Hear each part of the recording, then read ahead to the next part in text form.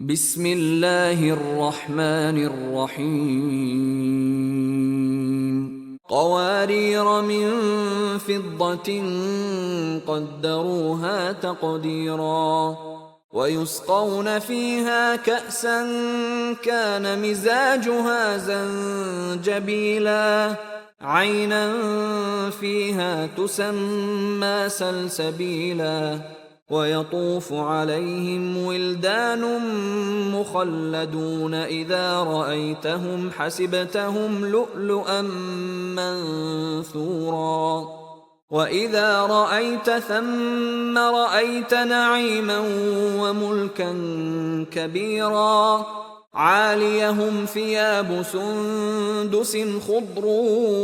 واستبرق وحلوا أساور من فضة وسقاهم ربهم شرابا طهورا إن هذا كان لكم جزاء وكان سعيكم مشكورا إنا نحن نزلنا عليك القرآن تنزيلا فاصبر لحكم ربك ولا تطع منهم آثما أو كفورا واذكر اسم ربك بكرة وأصيلا ومن الليل فاسجد له وسبحه ليلا طويلا إن هؤلاء يحبون العاجلة ويذرون وراءهم يوما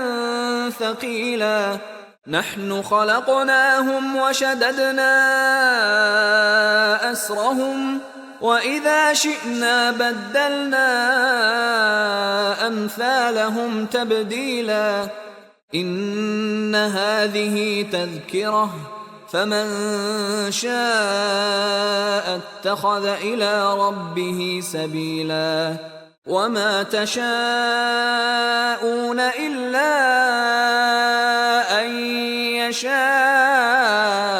الله إن الله كان عليما حكيما يدخل من يشاء في رحمته والظالمين أعد لهم عذابا أليما